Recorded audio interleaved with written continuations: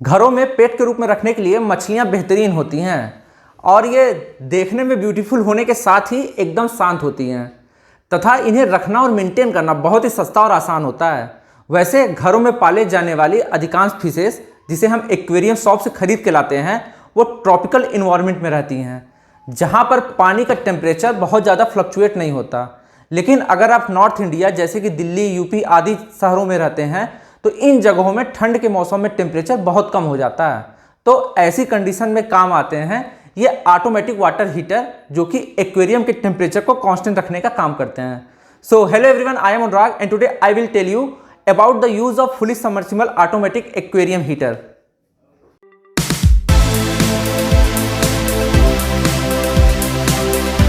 वैसे तो एक्वेरियम के लिए हीटर्स जनरली 4 टाइप के होते हैं, लेकिन इनमें सबसे अधिक पॉपुलर और बजट फ्रेंडली इस तरीके के सबमर्सिबल वाटर हीटर होते हैं जिनमें फुली ग्लास का इस्तेमाल होता है। और बाकी 3 टाइप्स के हीटर्स की तरह ये भी पानी को एक सेट टेम्परेचर पर मेंटेन रखते हैं तथा इनसे फिशेस को कोई नुकसान नहीं होता।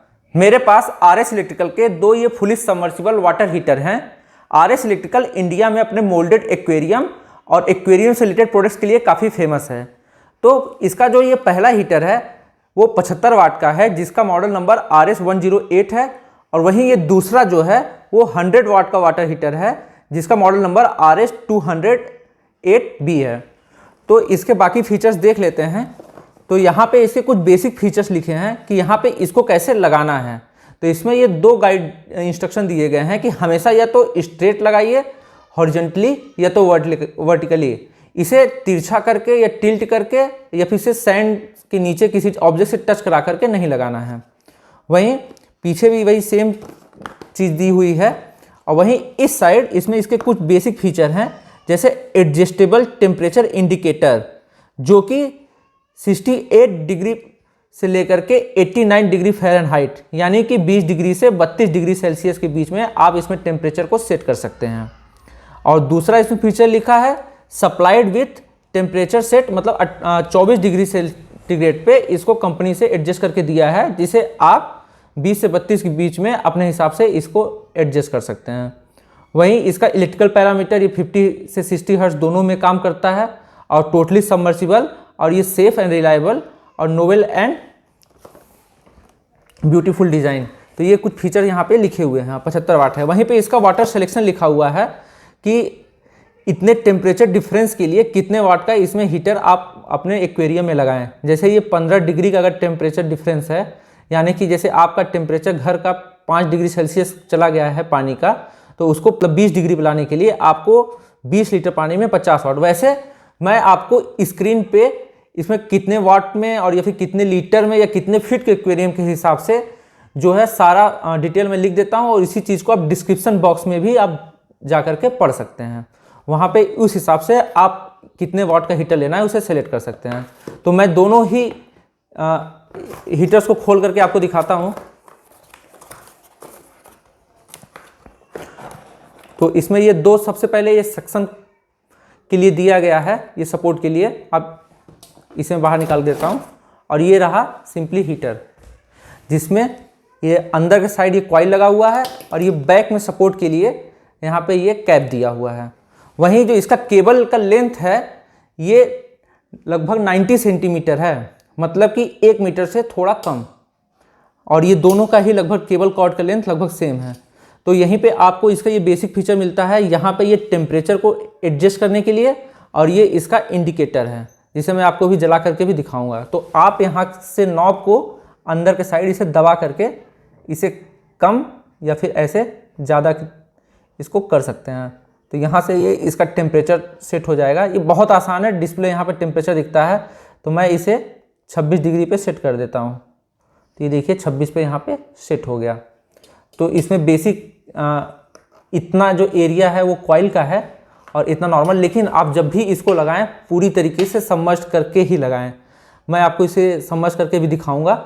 और ये जो हिस्सा है उसको हमेशा देखिए कि एक्वेरियम के तली से थोड़ा ऊपर ही हो, यानी कि जो सैंड या ग्रेवल हो उस पर टच ना हो, और ये हिस्सा पूरी तरीके से पानी में डूबा रहे। और इसे हमेशा या तो इस तरह हॉरिजॉन्टल लगाएं या वर्टिकल लगाएं, बाकी इसे टेढ़ा या अदर तरीके से टिल्ट करके ना लगाएं।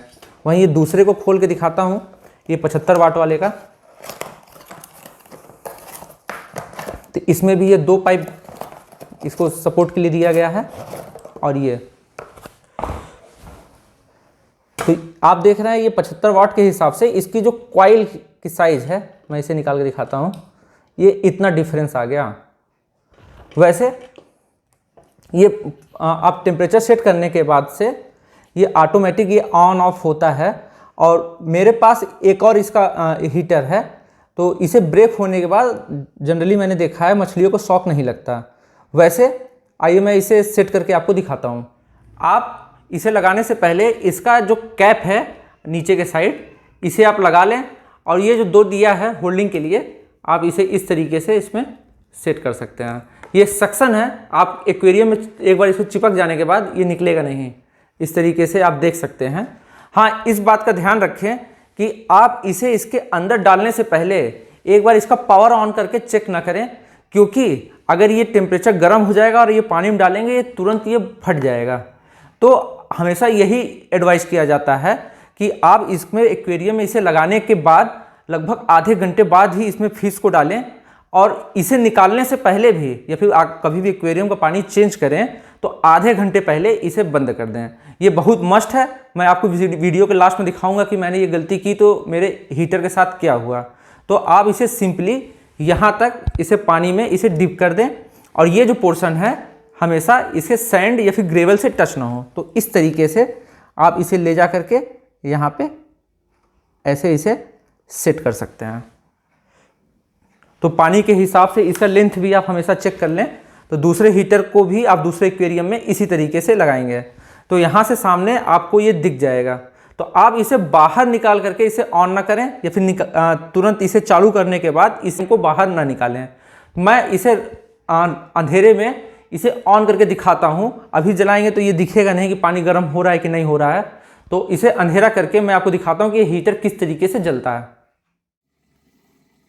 अंधेरे में नीचे के साइड इसके कॉइल की हीटिंग दिख रही है जो कि धीरे धीरे बढ़ रही है। वहीं ये ऊपर का सब ब्राइट लाइट ये हीटर के काम करने पे ही जलता है, और ऊपर एकदम हल्की लाइट वो हीटर की स्टैंड बाई लाइट है। तो इस तरीके से आप अपने एक्वेरियम में इस हीटर्स को सेट कर सकते हैं, और ये हीटर काफ़ी अच्छे होते हैं और काफ़ी लंबे समय तक चलते हैं। बस आपको सही जानकारी हो और इसे कैसे इस्तेमाल करें उसका पता हो। वैसे मैंने भी एक बार इसमें काफ़ी गलती कर दी थी। मैंने इसके पहले ये एक हीटर और लिया था और इसे पानी के बाहर ही इसका प्लग ऑन कर दिया था, और मुश्किल से 10 से 20 सेकेंड ही ऑन किया था, और उसे फिर बाद में मैंने पानी में डाला तो इसमें से थोड़ी सी आवाज़ आई चिटकने की। लेकिन उस समय मुझे समझ में नहीं आया तो मैंने इसे रात भर उसमें लगाए रखा। तो ये हीटर जो है वो रात भर तो काम कर रहा था, लेकिन धीरे धीरे इसमें पूरा पानी भर गया और इसमें से स्पार्किंग की लाइट जल रही थी। लेकिन फिर भी रात भर ऑन रहने के बावजूद मेरी कोई मछलियाँ नहीं मरी, और इससे मेरे किसी भी फिश को नुकसान नहीं हुआ। तो इसका मतलब इसका प्रोटेक्शन काफ़ी अच्छा है। लेकिन आप इस बात का हमेशा ध्यान रखें कि जब भी इसे पानी में डालें तो इसे पहले से ऑन न किया रहें, और इसमें मछलियों को डालने से आधे घंटे पहले इसके हीटर को ऑन रखें, और वहीं इसे निकालने से कम आधे घंटे पहले आप हीटर को ऑफ कर दें।